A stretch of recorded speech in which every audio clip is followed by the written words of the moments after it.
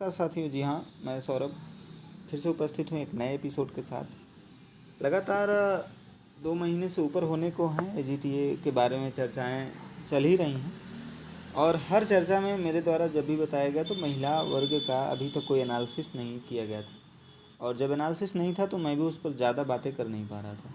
तमाम बातों के एनालिसिस कर लेने के बाद आज एजीटीए 3446 पदों पर फीमेल कट ऑफ के बारे में चर्चा करेंगे। साथ ही साथ महिलाओं के सारे सवालों के जवाब ढूंढने की कोशिश करेंगे, जिसमें उनके आरक्षण संबंधी सवाल भी होंगे। डीबी कट ऑफ कहाँ तक जा सकते हैं या फाइनल कट ऑफ कहाँ तक जा सकती है, आज सारी बातें होंगी। और जिस विषय में आप सभी को अगर छूट जाएगा उस विषय को आप कमेंट के माध्यम से जो है सवाल के रूप में आप अपना पूछ लेंगे, उसका जवाब भी आपको कमेंट में दे दिया जाएगा। हालांकि मैंने सारे टॉपिक्स जो है क्लियर करने की पूरी कोशिश की है। तो आइए बात करते हैं। सबसे पहले जानने की कोशिश करते हैं कि आखिर में महिलाओं की कितनी सीटों पर जो है वहाँ पर बुलाया गया है। तो सबसे पहले बात करते हैं, आप यहाँ पे देख पा रहे हैं लिखा हुआ है कि कुल महिला अभ्यर्थी, और कुल महिला अभ्यर्थियों की संख्या लगभग जो है 2000 से लेकर 2500 2000 से लेकर 2500 महिलाएं जो है इस भर्ती में जो है लगभग बैठी हुई हैं। और दूसरा कंडीशन ये है कि महिलाओं के 2000 सीटों पर 689 पद, महिलाओं के 689 पद जो है आरक्षित हुए हैं। आगे बात करते हैं कि जब महिलाओं के 689 पद हैं और संदर्भ में जो है 2200 से लेकर 2500 महिलाएं जो है इस परीक्षा में अपीयर हुई हैं, तो आखिरकार महिलाओं का कितना जो है प्रत्येक वर्ग में जो है परसेंटेज पदों का दिया गया है। सबसे पहले आप यह जान लीजिए कि प्रत्येक वर्ग में 20% महिलाएं होंगी, चाहे एससी, ओबीसी, एसटी, ईडब्ल्यूएस कोई भी हो, सभी को 20% जो है आपको आरक्षण मिला हुआ है महिलाओं के पदों के लिए। स्पेशली 20% आप महिलाएं, यानी कि 100 सीट है तो 20 महिलाएं उसमें जो है जाएंगी। तो उसके लिए आप क्राइटेरिया देख पा रहे हैं कि इतना बना हुआ था। तो आप समझिए कि 1813 अनारक्षित पद हैं, जिसमें कि 362 महिलाएं हैं। आप सीधा स्पष्ट रूप से देख लीजिए, 362 महिलाएं अनारक्षित पद पर हैं। और उसके बाद जो है एससी के पदों पर जो है आप देख पाएंगे 101 महिलाएं हैं। अनारक्षित पर 362 हैं। ओबीसी में आप देख पाएंगे कि 503 जो है छात्र हैं, तो छात्राएं कितनी 126 समथिंग 126 के आप वहाँ पर महिलाओं को देख पा रहे हैं। ईडब्ल्यूएस में आप लगभग 69 महिलाएं हैं। वहीं एसटी वर्ग में जो है लगभग 31 महिलाओं को इस भर्ती में चयन देना जाना है। अब बात करते हैं कि आखिर उनके चयन का प्रक्रिया जो है कैसे पूर्ण होगा। तो सबसे पहले यह जान लेना आवश्यक है कि महिलाओं के लिए किस तरह की श्रेणी आरक्षित की गई है। सबसे पहले उत्तर प्रदेश की सभी आप देख पाएंगे, उत्तर प्रदेश की आरक्षित श्रेणी के सभी अभ्यर्थी जो है आवेदन की श्रेणी अवश्य अंकित करें। अगर आपने आवेदन की श्रेणी को अंकित किया हुआ है तो आप उसका लाभ ले पाएंगे। और एक से अधिक आरक्षित श्रेणी का दावा करने अभ्यर्थियों को केवल एक में छूट दिया जाएगा, जिसमें कि उन्हें ज़्यादा लाभकारी अनुमन्य होगी। तो अब बात करते हैं आगे, एक पॉइंट और है इसमें कि आप सभी देख पाएंगे। हाँ, अब आप ये समझिए, उत्तर प्रदेश की महिलाएं जो भी हैं हमारी लंबवत श्रेणी में, उन्हें तभी रखा जाएगा जिससे कि वो पिता पक्ष के निर्गत जाति प्रमाण को मान्य की होंगी। अगर आपका विवाह हो गया है या फिर आप विवाहित हैं, दोनों कंडीशन में आप जो है पिता पक्ष का ही निर्गत जो जाति प्रमाण पत्र होता है उसको आप लगाएंगे, तब जा कर के आपको जाति का लाभ वहाँ पर मिल पाएगा, तब जा कर के। अन्यथा की स्थिति में हो सकता है आपको जो है अनारक्षित श्रेणी की महिलाओं के सीटों को बराबर दिया जाए, और वहाँ पर आपका जो है थोड़ा सा नुकसान हो सकता है।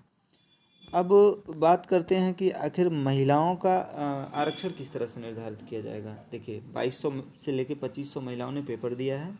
689 सीटों के सापेक्ष 20% प्रत्येक वर्ग में महिलाएं हैं, एससी, ओबीसी, एसटी, ईडब्ल्यूएस सभी, जनरल में भी 20% महिलाएं मैंने आपको दिखा दी है। अब बात करते हैं आरक्षित वर्ग की कोई महिला अनारक्षित वर्ग की सीट पर भी फाइट कर सकती है। यह बात बिल्कुल क्लियर समझिए, कोई भी आरक्षित वर्ग की महिला है, यानी SC OBC ST EWS की आप हैं महिला, तो आप जो है जनरल कैटेगरी की जो 18 से 14 सीट है उस पर भी फाइट कर सकती हैं। हालांकि उसके लिए आपके नंबर जो है उस योग्य होने चाहिए। अगर आपके ज़्यादा नंबर है जिसमें कि आरक्षित वर्ग अनारक्षित वर्ग के चाहे पुरुष या महिलाएं जो भी फाइट कर रहे हैं, अगर आप SC OBC ST EWS की महिला हैं, आपका उस लायक नंबर है, तो आप अनारक्षित पद जो 18 से 14 हैं उसमें भी फाइट कर सकती हैं। अपनी कैटेगरी की सीट जो है आप छोड़ देंगी।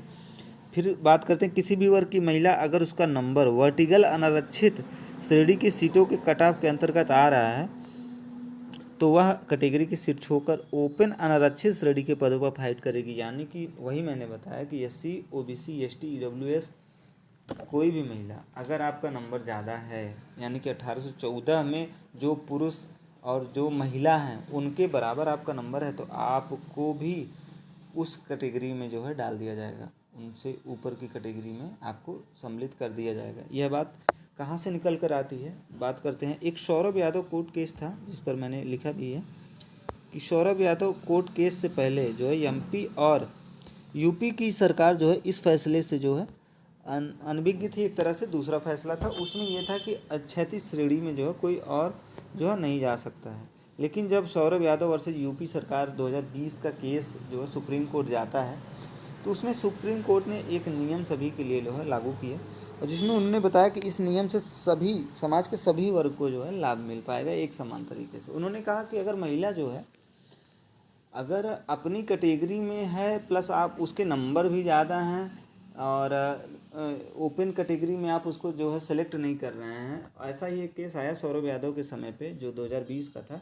पुलिस कांस्टेबल की भर्ती थी, उसमें जो है 274 के समथिंग जो है नंबर बन रहे थे टोटल जो है जनरल कैटेगरी के, लेकिन उससे कहीं OBC की महिला का जो है नंबर ज़्यादा हो जा रहा था, लेकिन फिर भी वह बाहर जा रही थी। करीब 20-21 महिलाएं थी। तो वो जो है सुप्रीम कोर्ट जाती हैं और सुप्रीम कोर्ट के द्वारा उनको इस बात की राहत दी जाती है कि अगर आपका नंबर जो है UR की महिला या अनारक्षित सीट जो है उसके ऊपर है, तो आपकी जो सीट है अनारक्षित श्रेणी में चली जाएगी। तभी से यह नियम जो है फॉलो अप हो गया, चाहे स्पोर्टमैन हो या सर्विस में, सभी के लिए जो है यह नियम लागू हो गया कि अगर आप 36 श्रेणी के हैं यानी स्पेशल कोटा में आप अगर हैं तो आप भी जो है वर्टिकल कोटा में जा सकते हैं। हालांकि उसके लिए आपको नंबर भी उनके बराबर के लाने होंगे, यानी अनारक्षित श्रेणी के नंबर आपको लाना होगा, तब जा कर के आप जो है ओवरलैप कर पाएंगे। यानी कि ओवरलैपिंग जो 36 श्रेणी में नहीं थी वह ओवरलैपिंग 36 श्रेणी में भी कर दी गई। हालांकि आपको नंबर जो है ज़्यादा लेके आना है। आप यहाँ पे स्पष्ट हो जाइए, 2020 UP सरकार वर्सेस जो है सौरभ यादव का जो केस था उससे ये क्लियर हो चुका है। अब बात करते हैं, रही बात, अब बात करेंगे कि DV के लिए कितनी महिलाएं बुलाई जाएंगी। देखिए लगभग सभी महिलाएं DV के लिए बुलाई जाएंगी, आप यह मान के चलिए, क्योंकि लगभग 30-40 महिलाएं तो ऐसी ज़रूर निकल करके आएंगी 2000 और 2500 के मध्य में, जो कि अनारक्षित श्रेणी में जाना तय हैं। क्योंकि महिलाओं को हम कम नहीं आंक सकते हैं, उनके नंबर अच्छे होंगे, और जिनके नंबर अच्छे होंगे वो किसी भी कैटेगरी की महिला होगी वो अनारक्षित 18 से 14 की पोस्ट पर चली जाएगी, तो अपनी श्रेणी की सीट को वो खाली छोड़ देगी, जिसमें कि उस श्रेणी की महिला का जो है सिलेक्शन हो जाएगा, उसका नंबर कम रहेगा तब भी। अब बात करते हैं, अगर महिलाओं की DV कट ऑफ लग गई तो क्या जा सकती है। अगर मान लीजिए महिलाओं की DV कट ऑफ लग ही जाती है तो उस दौरान उनका जो है DV मुश्किल से 12 से 15 नंबर पर जो है DV हो जाएगी। यह तो मैं बहुत मैक्सिमम बता रहा हूँ, हो सकता है 10 से 12 भी ना चली जाए DV के लिए महिलाओं के। अब बात करते हैं 2018 की भर्ती में फाइनल कट ऑफ क्या गया था। देखिए हालांकि मैं तुलना नहीं करना चाह रहा हूँ, लेकिन आप एक बात समझिए कि 2018 की भर्ती में फाइनल कट ऑफ जो महिलाओं की 20% गई थी। 20% में यानी कि 400 का पूर्णांक था, जिसमें कि 80 अंक पर जो है महिला का सिलेक्शन हो गया था। अब आगे बात करेंगे वीडियो में, जनरल महिला की कट ऑफ आरक्षित महिला वर्ग की स्वाभाविक रूप से कम जाएगी। जनरल महिला की जो कट ऑफ है प्रत्येक श्रेणी नीचे जितनी भी है EWS OBC SC ST जो भी श्रेणियां हैं, जनरल महिला की कट ऑफ से उन महिलाओं की क्रम से जितना भी जिस श्रेणी में महिलाओं का स्कोर होगा उस हिसाब से कम स्वाभाविक है आना। आप ये मत समझिए जनरल महिला की कट ऑफ अगर 32 जाती है तो आपका भी 32 जाएगा। स्वाभाविक रूप से आपका 24, 25, 22 भी जा सकता है आरक्षित श्रेणी की महिला अगर हैं आप तो।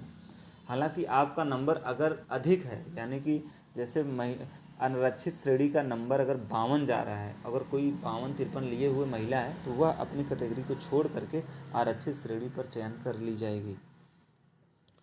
वीडियो के अंत में बात करना चाहेंगे कि महिलाओं के फाइनल कट ऑफ क्या हो सकती है। देखिए, फाइनल कट ऑफ के बारे में अगर बातचीत आप करना चाह रहे हैं तो लगातार महिलाओं के लिए जो भी एनालिसिस बाहर निकल के आ रहे हैं कि अगर आपके पिछली भर्ती में 20% थे तो इसके हिसाब से अन्य सारी चीज़ों को फैक्ट मानते हुए अगर आप देखा जाए तो जो भी महिला 25 से लेकर 30 नंबर कर गई है, मुझे लगता है कि वह महिला इस सरकारी नौकरी को प्राप्त करने जा रही है। हालांकि आरक्षित वर्ग की अन्य महिलाएं जो SC, OBC, WS, ST हैं, उनके कम नंबर पर भी और भी कम नंबर पे चयन हो सकता है। लेकिन अब देखने वाली बात यह होगी कि उस कैटेगरी के महिलाओं ने किस तरह के स्कोर किए हुए हैं। 10 में से अगर 2 महिलाओं का सिलेक्ट करना है तो उस श्रेणी की 10 में से 2 सीटों पर महिलाओं का क्या अंक आता है उस पर निर्भर करेगा। इस वजह से लगभग यह मान के चलते हैं कि अगर आपके 25 से 30 नंबर आ रहे हैं, आप किसी भी कैटेगरी की महिला हैं, आपका सिलेक्शन सुनिश्चित रूप से हो जाना चाहिए। और इसका सबसे बड़ा कारण क्या है, क्योंकि वर्टिकल आरक्षण का लाभ कई महिलाएं ले लेंगी। जैसे 1814 की बात कर रहे हैं हम वर्टिकल आरक्षण के रूप में, तो उस पद पर जो है कई महिलाएं जा सकती हैं जिनके नंबर जो है अच्छे होंगे। यह बात आप निश्चित रूप से मान के चलिए। कम से कम 2500 सीटों में से 30-40 महिलाएं तो ऐसी आप ज़रूर होंगी।